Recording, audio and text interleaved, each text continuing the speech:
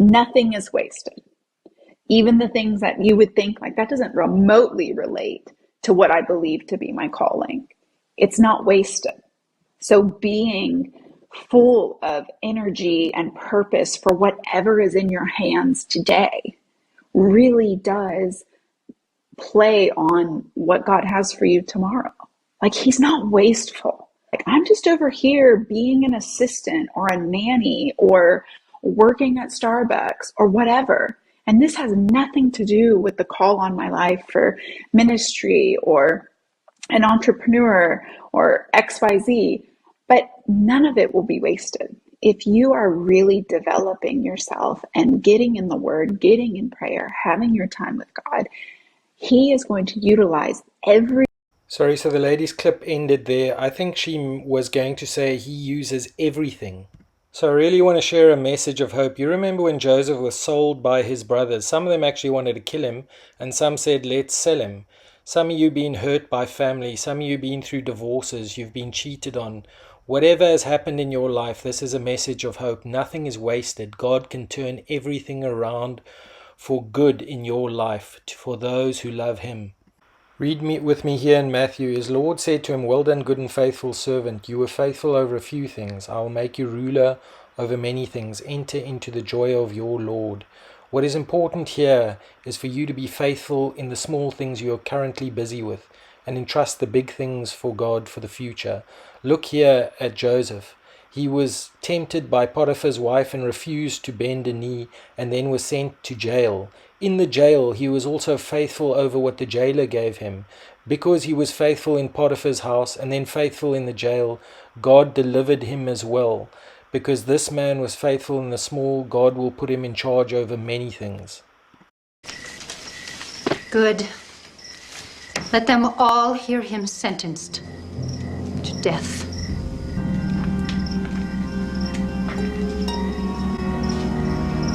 I have heard the reports and weighed them. Here then is my decision. As I say it, so it be written, so it be done.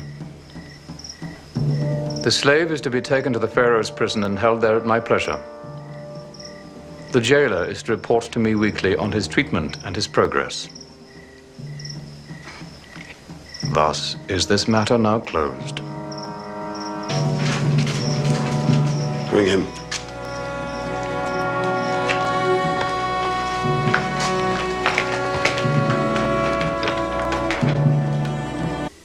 Wherever he is,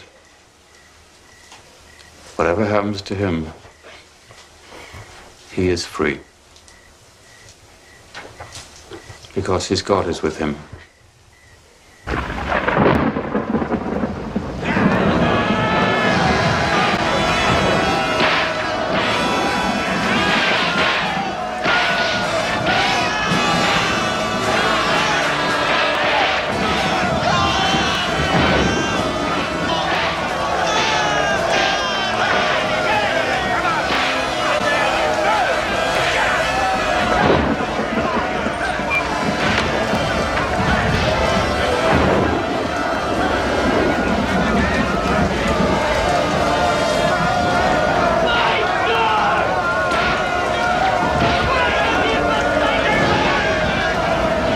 And you remember the story, the jailer put everything under his control, I think, and it flourished because he was faithful in the little things. Then he was brought before Pharaoh, and Pharaoh put him in charge of great things. Just one thing I want to add, do not live in sin and against the word of the Bible and expect good things to happen.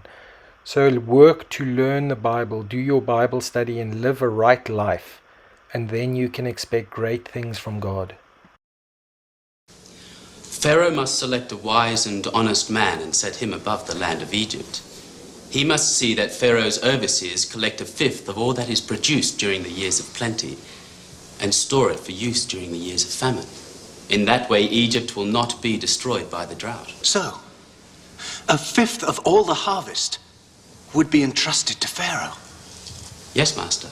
All Egypt would be required to pay you this tribute. It would call for a man of exceptional talent.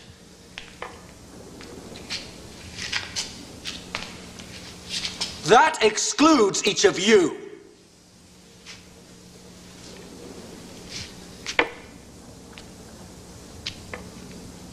Potiphar, perhaps.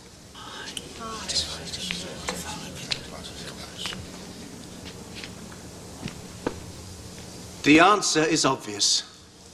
There could be no better man for this job than this man himself.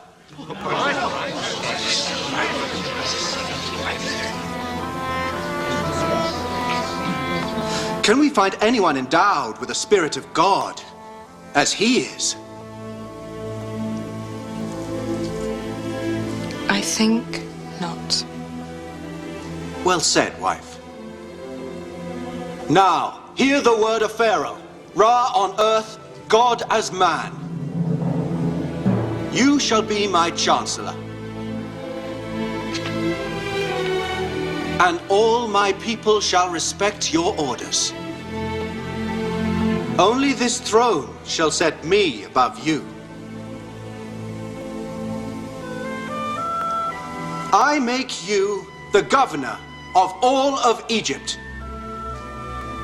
I set you over my house, my people, my entire kingdom.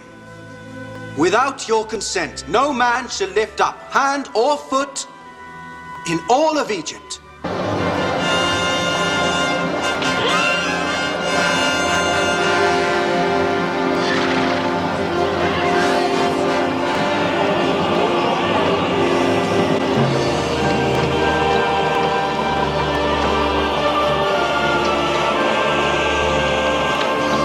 Don't lose heart. Remember how he started in the prison.